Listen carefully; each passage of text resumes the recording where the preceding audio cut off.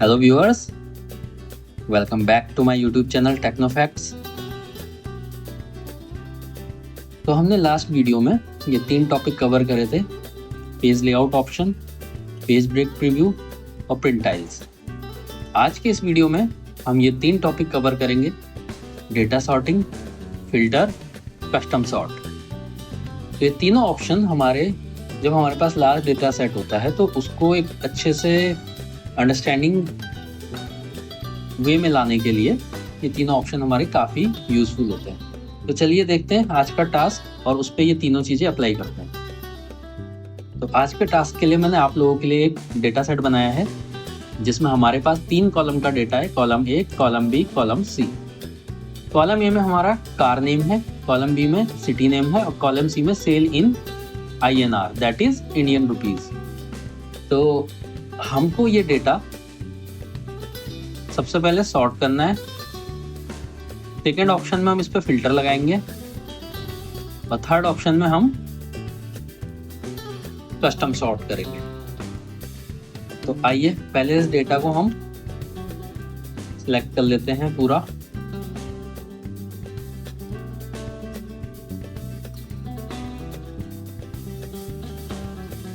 तो ये हमारा कंप्लीट डेटा है जो आपने देखा अभी।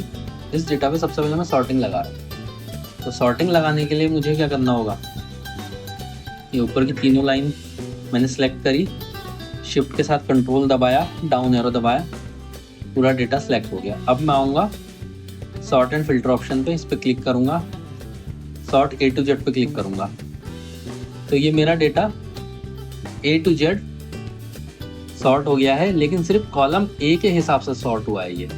तो यानी कॉलम ए में जो भी डेटा था वो सॉर्ट हुआ है A to Z और उसके कॉरेस्पोंडेंट में B और C का डेटा उसके साथ आया है।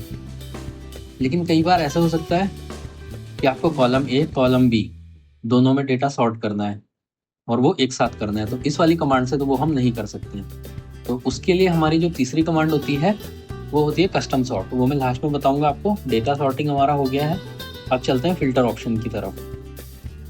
फिल्टर ऑप्शन कैसे लगेगा, ये मैंने ऊपर की तीनों हेडिंग सेलेक्ट कर ली। मैं वापस सॉर्ट एंड फिल्टर ऑप्शन पे आया, इस पर क्लिक करा, यहाँ पे फिल्टर का ऑप्शन है। तो यहाँ पे तीनों पे फिल्टर आ गया। अब मुझे पहले वाले पे फिल्टर लगाना है और मुझे लगाना है फोर्ड पे, FORD मैंने लिखा और यहाँ पे एंटर मारा तो सिर्फ फोर्ड आ गया।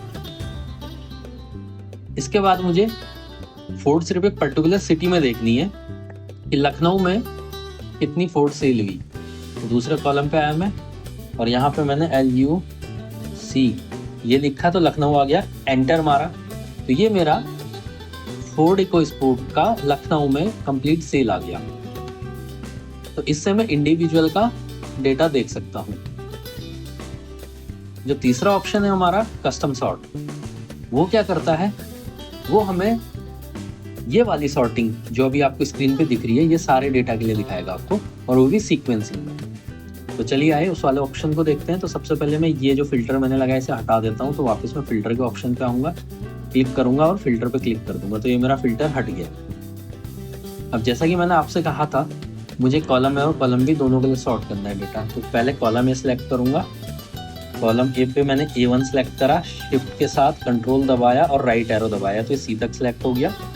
फिर शिफ्ट के साथ कंट्रोल और डाउन एरो तो ये पूरा डेटा सेलेक्ट हो गया। अब मैं वापस आया सॉर्ट के ऑप्शन पे, फिल्टर एंड सॉर्ट। इसमें एक ऑप्शन है देखो कस्टम सॉर्ट का।